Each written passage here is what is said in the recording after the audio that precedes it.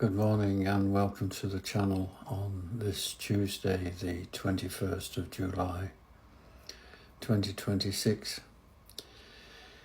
One of the biggest problems in the Middle East right now is what is happening in Lebanon. And right now there is some cautious optimism around the peace talks in Lebanon. Talks are happening in Rome, and both Lebanon and Israel are working on a plan that would see Israel withdraw from certain areas of southern Lebanon. It's a positive step, but everyone understands that the road ahead could still be very bumpy and complex. So I just want to go into a little bit more detail, but not too much.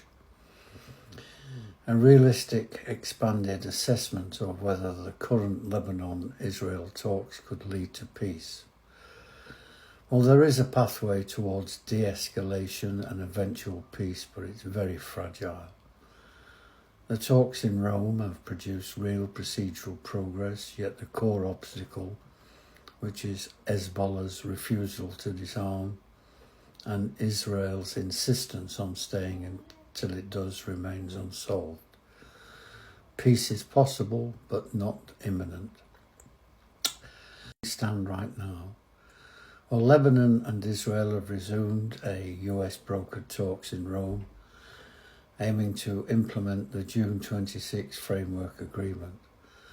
These are the sixth round of face-to-face negotiations since the war reignited on the 2nd of March. A US official described the latest meetings as productive and positive, with both sides agreeing on the structure and guidelines for pilot zones. These are areas where Israeli forces could begin withdrawing within days, and the Lebanese army takes over the security of these areas. The talks will now move into a technical phase intended to produce a comprehensive agreement between the two states. What the technical framework agreement actually promises, according to the June 26 deal, mutual recognition and an intent to end the state of war between the two countries, disarmament of Hezbollah and all non-state armed groups, with the Lebanese armed forces gradually taking control of the south. Eventually Israeli withdrawal, but only once Hezbollah is fully disarmed, meaning Israel will not leave the current 10-kilometre buffer zone soon.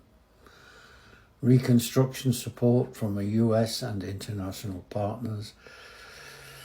Bit sceptical about that because we've heard all this about Gaza and nothing will happen there. Confidence building measures, including ending hostile political legal actions and addressing detainees and remains. The major obstacles, well, it's Hezbollah rejects the deal outright. Hezbollah calls the agreement invalid, humiliating, and a surrender of sovereignty. I find that strange, considering that they are running or trying to run Lebanon, and they're not voted for. Israel insists it will not withdraw while Hezbollah remains armed. Israel says its troops will stay in southern Lebanon as long as Hezbollah poses a threat. The ongoing violence undermines the diplomacy. Deadly Israeli strikes continue. Hezbollah continues cross-border attacks. And more than 4,000 Lebanese have been killed and over 1 million displaced since March. We do have some reasons for cautious optimism. Both sides are still talking, even during active conflict. The pilot zone plan is concrete, procedural, and close to implementation, and I think this is the best thing. The US is deeply has leverage over both parties. Lebanese political actors outside of Hezbollah largely support the framework as a path to restoring sovereignty. So is peace possible? Well, the answer to that is yes, but only if three conditions align. 1. Hezbollah accepts some form of security restructuring.